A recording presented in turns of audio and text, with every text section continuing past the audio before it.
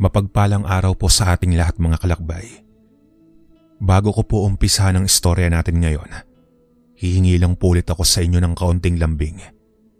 May bago po kasi kaming istorya sa Kwentong Baryo. Kapag may extra time po kayo, pakipasyalan at pakilike na rin po ng video. At sana po maabot na rin po namin ng 1,000 subscribers. Ilalagay ko po ang link sa description at sa comment section ng channel namin na Kwentong Baryo. Maraming salamat po sa inyo mga kalakbay. Sige po, sisimulan ko na ang kwento. Sadyang may taglay na pambihirang lakas sa mga aswang. Lalo pat nakakaamoy at nakakaramdam sila ng taong mga may sakit, naghihingalo at maging mga buntis. Ngunit paano kung dumating ang araw na magtaglay ka ng kasangkapan na pinagmumulan ng kapangyarihan ng aswang? Tatanggapin mo ba ito o wawasakin? Tulad ng pagbuksa mo sa kampo ng kadiliman. Ako nga po pala si Paulo, na solidong tagapakinig ng inyong YouTube channel. Dahil sa aking malaking paghanga at naging inspirasyon ko na rin ng mga kwentong kababalaghan, ay nais ko pong magbahagi sa inyo ng karanasan ng aking kaibigang si Dindo at ng kanyang kapatid na si Dodong. Noong makaengkwentro sila ng aswang at nakadiskubre sila ng makapangyarihang langis na nakapagbukas ng kakaibang lakas at kakayahan ng kanilang ama. Taong 1974. Nababalot ng kababalagan ng isang probinsya sa Negros Occidental. Kung ano-anong kwentong nagpasalin-salin sa mga dila ng matatanda ang nakagisnan ng mga tao sa lugar na iyon. Ayon kay Dindo, bata pa lamang sila ni Dodong ay nakasaksi na sila ng mga hindi maipaliwanag na kaganapan. At hanggang sa sumapit sila sa pagbibinata ay hindi natigil ang mga nakakapangilabot na pangyayari sa kanilang baryo. Isang araw noon, bali-balita sa kanilang lugar na namatay ang kakilala nilang si Mang Toto na mukhang pambabarang ang dahilan ng maaga nitong kamatayan. Isa sa matibay na ebidensya na ito ay binarang dahil biglaan ng paglaki ng kanyang tiyan. Kasunod niyon ay nagkaroon ito ng maraming sugat sa iba't ibang bahagi ng kanyang katawan. Base sa pamilya at mga kaibigan ni Mang Toto na nakasaksi sa nangyari dito bago mamatay, nagpupuputok at nagnanaknak ang kanyang mga sugat kung saan lumalabas ang iba't ibang uri ng insekto hanggang sa tuluyan na siyang mag-agaw buhay at malagutan ng hininga. Malupit at marasang paraan ng pagpatay sa kanya sa hindi malamang kadahilanan. Mayroong pinaghihinalaan ng mga kamag-anak ng namatayan. Subalit hindi sila basta-basta nagbibintang dahil kinakailangan pa nilang makatiyak sa taong kanilang pinagdududahan. At isa pa, hindi lamang iyon ang unang beses na may nabarang at napatay sa kanilang nayon. Sumabay pa doon ang pagdating ng mga aswang kung saan maraming tao ang bigla na lang nagkakaroon ng malubhang karamdaman tapos ay nararatay at namamatay. Nagliliyab ang kalooban ng mga tao sa kanilang nararamdamang puot sa kung anumang salot ang namemeste sa kanilang nayon na umuubos sa mga residente doon. Patuloy sila sa pagdarasal na mahanap ang tunay na salarin at mapatay upang mapuksa ang kasamaan nitong ginagawa. Isang araw noon, matapos na mangahoy si Mang Delpin na isa sa naninirahan sa nayon, nasaksihan niya ang ginagawang pambabarang ng isang lalaki na nagngangalang Nardo sa kanyang bahay kubo. Kitang-kita ng matanda kung paano nito tinusok ang isang manika at dinadasalan niya ng kakaibang orasyon habang bukas ang bintana nito at naglalagablab ang ningas ng apoy mula sa gasera. Pero hindi lamang iyon. Napansin din niya mula sa liwanag sa may bintana na nanlilisik ang mga namumulang mata ni Nardo habang humahaba ang kanyang matutulis na kuko at mga pangil. Kaya napagtanto ni Mang Delpin na hindi lamang gumagamit ng itim na mahika si Nardo, kung hindi isa rin itong aswang na pumapatay ng mga tao. Dali-dali namang kumaripas ng takbo si Mang Delpin at nagtungo ito sa bahay ng kanyang mga kapitbahay upang ipaalam ang kanyang nasaksihan. Sa pagkakataong iyon ay nagimbal ang magkakapitbahay at agad din iyong nasagap ni Mang Salde kasama ang kanyang mga anak na sina Dindo at Dodong na noon ay kakatapos lamang maghapunan. Napagkasunduan ng mga kalalakihan sa nayon. Sa kinabukasan ay pagkakaisa nilang sigurin si Nardo, dala ang kanilang mga armas na pangontra sa aswang. At ganun nga ang nangyari. Karamihan sa mga kalalakihang binata at matatanda ay nagkaisang maglabas ng kanilang mga sandata at nagplanong mahati sa dalawang grupo. Ang unang grupo ay magtutungo sa bahay ni Nardo, samantalang ang ikalawang grupo naman ay mag-aabang sa kabilang daan para makasiguradong hindi makakatakas si Nardo. Hindi namang kinakitaan ng takot sina Dindo at Dodong kahit na wala silang kakayahan na lumaban sa aswang.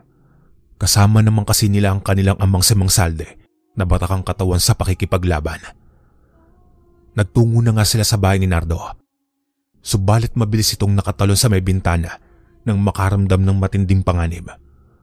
Kumari pa sa mga kalalakihan dala ang kanilang mga tabak at sulo habang sinusundan si Nardo. Sumingit ito sa may kakahuyan pero mabilis siyang nasumpungan ni Mang Salde kaya mabilis itong pinaputukan ng baril.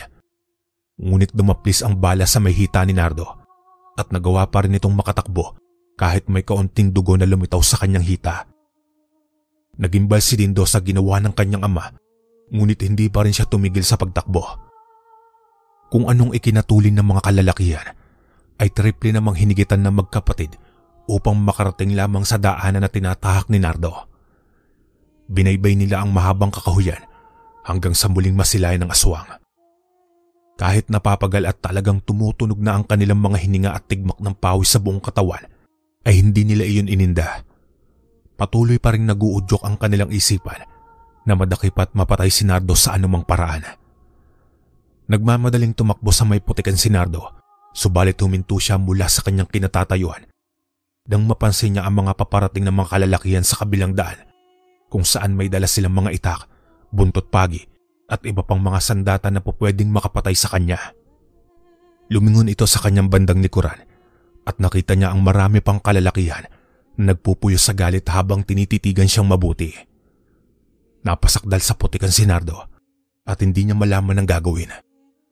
Alam niyang kahit na maglabas siya ng kapangyarihan ay hindi iyon uubra sa lakas ng puwersa ng napakaraming tao na nasa kanyang paligid. Nagtangka siyang kumilos at may kinapa siya sa kanyang bulsa. Agad iyong napansin ni Dindo. Naningkit ang kanyang mga mata nang makita ang isang maliit na botelya na dumula sa kamay ni Nardo at napalublob sa putikan.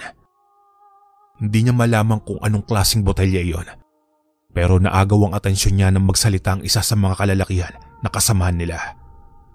Isa kang malaking salot sa ating nayon. Hindi ka na dapat magtagal pa dahil kung hindi ay marami pang buhay ang mawawala. Sabay inilabas nito sa kaluban ng matalas na itak at walang habas na pinagtatataga si Nardo. Sumunod naman sa kanya ang iba pang mga kalalakihang may hawak na matulis na kawayan at buntot ng pagi. Dumaing at umungol ng pagkalakas-lakas si Nardo na dumadagundong sa kalupaan. Pinagtulungan ng mga kalalakihan na pagluray-lurayin ang katawan ni Nardo hanggang sa tuluyan na itong nasawi. Makalipas ang ilang sandali, ay dinala nila ang bangkay nito sa isang sulok ng madilim na bahagi at doon ay sinunog gamit ang sulo. Palinga-linga sa paligid si Dindo at naisipan niyang hanapin ang naturang botelya na bumagsak sa may putikan. Agad naman siyang napansin ni Dodong na mukhang napuno ng kuryosidad sa kung ano man ang hinahanap nito. "Kuya, ano bang hinahanap mo at kanina ka pa nagmamasid sa may putikan?" tanong ni Dodong. Sumimple si Dindo at pabulong niyang kinausap ang kanyang kapatid. "May nakita akong botelya na kinuha ni Mang Nardo sa kanyang bulsa bago siya inatake ng mga kalalakihan. Nahulog ang botelya sa putikan, kaya hinahanap ko kung nandoon pa yon," tugon naman ni Dindo. "Pero kuya, hindi ka kaya mapahamak kapag nakita mo ang botelya?" "Dodong, ang maganda siguro ay hintayin na muna nating magsipagbalikan sa kanilang mga tahanan ang mga kalalakihan at hanapin natin si Tatay Salde. Kapag nakatsyempo na tayong wala ng ibang tao sa paligid at tayo na lamang tatlo ang nandito ay saka na lang natin hagilapin kung saan banda ng putikan nahulog ang botelya." Sa puntong iyon ay sumang-ayon sa suwestyon ni Dindo si Dodong. Hinintay nilang makatapos ang mga kalalakihan at pagkatapos ay nagpaiwan sila sa mga umaalis na mga tao. Hinayaan nilang isa-isang magsipagbalikan sa kanilang nayon ang mga kalalakihan at makalipas ang ilang sandali ay nasumpungan nila si Mang Salde na naglalakad sa daan habang isinusuksok ang itak sa kanyang kaluban. Napalingon siya sa direksyon na kinatatayuan ni na Dindo at Dodong. Lumapit siya at sinita ang mga anak at doon na naglakas loob si Dindo na ipagtapat sa kanyang ama ang buong katotohanan. Nabanggit niya dito ang tungkol sa botelya. Nagpalinga-linga sila sa paligid at naninigurado na wala na talagang ibang tao maliban na lamang sa kanilang tatlo. Tapos ay sabay turo ni Dindo sa direksyon ng putikang kinahulugan ng botelya. Agad namang nagtungo sa putikan ng mag-aama at kinapaka pa nila ang maputik at malambot na lupa hanggang sa matagpuan ni Dindo ang kanyang hinahanap. Nakuha niya ang maliit na botelya. Pinunasan niya ito gamit ang manggas ng kanyang damit. Ibinigay niya kay Mang Salde ang naturang botelya at pagkatapos ay walang ano-ano ay nag-umpisa silang umuwi sa kanilang bahay. Pagkapasok pa lang sa bahay ay napukaw ang atensyon ng magkakapatid ukol sa natagpuan nilang botelya. Kaya tinanong nila ang kanyang ama, "Itay, ano po bang laman ng botelya at para saan po ang gamit nito? Bakit po nagtataglay ng ganyang botelya si Mang Nardo?" Tanong ni Dindo. Inobserbahan namang mabuti ni Mang Salde ang naturang botelya malapit sa may liwanag ng gasera. Saka ito nagwika ng, "Ang botelyang ito ay may laman ng lana na isa sa pinanggagalingan ng lakas at kapangyarihan ng mga mambabarang, mangkukulam o maging ang mga aswang. At kung magtataglay kayo nito, ay magkakaroon kayo ng pambihirang kakayahan na hindi tulad ng mga ordinaryong tao." Dagdag pa niya, "Mabuti na lang at hindi ito nakuha ni Nardo bago siya patayin ng mga kalalakihan sa ating baryo. Kung nagkataon at nadampian ng dila nito ng anumang bahagi ng katawan, ay posible pa siyang mabuhay sa kabila ng malalim na sugat na natamo niya sa mga tao." Nagkatinginan ng magkapatid at hindi nila mapigilang mamilog ang mga mata sa sobrang sindak at pagkagulat sa mga sinabi ng kanilang ama. Kung ganun po pala, itay, ay kaya palang pagalingin ng lana ang anumang pinsala sa katawan ng aswang. Oo anak, ito rin ang nagpapaliksis sa katawan ng aswang at nakapagdudulot sa kanya ng proteksyon sa anumang kapahamakan. Namangha ang magkapatid sa mga magaganda at makukulay na paliwanag ni Mang Salde ukol sa gamit ng lana. Iningatan at itinago naman ni Mang Salde ang naturang lana. Samantalang sina Dindo at Dodong naman ay nawalan ng interes na humingi nito sa kanilang ama. Nagpatuloy sila sa kanilang ordinaryo at simpleng pamumuhay sa nayon. Araw-araw pa rin silang nagtatabas at nagsasaka sa bukid. Subalit hindi nagtagal ay nagulat na lamang sila nang sumapit ang isang araw na naabutan nilang magkakapatid si Mang Salde sa kanilang pamamahay. Nakita nila na napakaraming taong nakapila mula sa labas ng bahay patungo sa kanilang kubo. Nanghihilot ng may sakit si Mang Salde habang umuusal sa kakaibang lengguwahe. Hindi lubos maisip ng magkapatid kung paano at kung saan nanggaling ang kapangyarihan ng kanilang ama sa panggagamot. Hindi pa doon natatapos ang kanilang pagtataka dahil noong lumabas sa bahay ng bandang hapon ay nakita nilang ilang kalalakihang nakasalubong sa daan na mukhang hangang-hanga sa pambihirang kakayahan ng kanilang ama. "Hoy Dindo, ibang klase ang tatay mo ah. Abay akalain mong nagkaroon siya ng karunungan sa panggagamot sa may sakit. Tapos ay nakikipaglaban din siya sa mga taong sinasaniban ng masasamang espiritu at mga kinukulam. Ano bang sikreto ng tatay mo at bigla-bigla na lamang siyang para nagkaroon ng kapangyarihan?" Napangisi si Dindo na halos hindi makapaniwala sa sinabi ng lalaki. "Siguro po ay maaaring natural na kagalingan na iyon ng aming ama. Baka namanan niya po iyon sa kanyang mga ninuno. Siguro po ay lumabas na ang kanyang kapangyarihan nung mapatay nito ang mabalasik na aswang na si Mang Nardo. Kabulaan na niyang turan dahil ang totoo ay wala naman sa angkan o ninuno nila ang may kakayahang maging manggagamot. Gusto lamang niyang maniwala ang naturang lalaki sa kanyang mga sinabi upang hindi maakusahan ng tatay niya ng kung ano-anong paratang. Kahit siya ay hindi niya rin alam kung saan nagmula ang kapangyarihan nito. Naliwanagan na lamang ang kanyang pag-iisip noong umalis na ang kausap niyang lalaki at tinapik siya sa balikat ni Dodong. "Kuya, hindi kaya ang lana ang dahilan ng pagkakaroon ng abilidad ni Tatay Salde na makapanggamot at magtaglay pa ng iba pang lakas at kapangyarihan?" Napalingon si Dindo kahit hindi siya nakakatiyak at hindi masyadong kumbinsido sa sinabi ni Dodong. Pero may maliit na posibilidad na nagsasabi rin ito ng totoo. Simula noong ibinigay nilang magkapatid ang botelya ng lana sa kanilang ama, ay hindi na nila nalaman ang kasunod na nangyari sa pag-iingat niya dito. At isa pa ay napagtugma-tugma ni Dindo ang mga magagandang sinabi ng kanilang ama ukol sa kakayahan at epekto ng lana sa isang nilalang. Kaya hindi imposible na ito mismo ang nagkaloob ng kapangyarihan sa kanilang ama. Hanggang isang gabi nun mga kalakbay, hindi makatulog ang magkapatid. Nakarinig kasi sila ng kakaibang kaluskos mula sa bubungan ng bahay, maging sa kanilang dingding at labas. Hindi pangkaraniwang kaluskos iyon dahil may mga pumapagaspas na animoy malalaking pakpak ng anumang klaseng ibon. May lumalangit-ngit din na nagkakahig at kumakalmot sa kanilang dingding. Hindi pa natatagalan at nakarinig sila ng pagkalampag ng kanilang pinto, kung saan may kumalabog sa sahig at doon na ulinagan nila ang tinig ni Mang Salde. "Magsilayas kayo sa aking bahay. Kung hindi ay hindi ako magdadalawang isip na pagpupupuksain kayo." Inakala nilang may kaaway ang kanilang ama, kung kaya't mabilis silang bumangon. Inabutan nila si Mang Salde na binubuksan ang pinto at manakanakang lumilingon sa paligid, sabay labas ng bahay hawak ang itak at buntot pagi. Wala namang nakitang anumang nilalang ang magkapatid, kaya bumalik na sila sa kanilang higaan. Inakala nila na makakatulog na sila ng mahimbing. Subalit pagkabalik ni Mang Salde sa loob ng bahay at nagtungo siya sa kanyang kwarto, ay nag-umpisa siyang magsalitang mag-isa.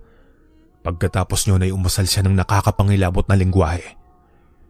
Binalot ng takot ang kalooban ng magkapatid habang nakikinig sa kanilang ama. Kinalabit naman ni Dodong si Dindo at pabulong niya itong kinausap. "Kuya, mukhang nasisiraan ng bait si Tatay Saldi ah. Isipin mo nagsasalita siyang mag-isa sa kanyang kwarto at para siyang may pinagbabantaang tao na hindi natin nakikita." Napakunot noon naman si Dindo. "Ano ka ba, Dodong? Huwag kang nga mag-isip ng masama laban sa ating ama. Matulog ka na nga at maaga pa tayo bukas sa bukid." Utos naman ni Dindo. Wala namang nagawa si Dodong at tumagilid na siya at sinubukang ipikit ang kanyang mga mata. Samantalang si Dindo naman ay bumaling sa kabilang direksyon. Subalit matagal siyang nakatulala sa kawalan. Seryoso nag-iisip ukol sa kung sino man ang pinagbabantaan ng kanyang ama, gayon din ang mga kaluskos na narinig nila sa kanilang bahay.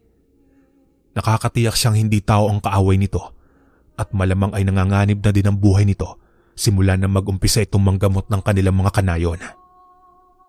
Ayaw man niyang isipin na mananatiling ligtas ang kanilang buhay, ay nandun ang agam-agam at matinding pag-aalala na darating ang isang araw na magigising na lamang siya na lumalaban na sa mga aswang at masasamang nilalang ang kanyang ama, gayon din silang magkapatid.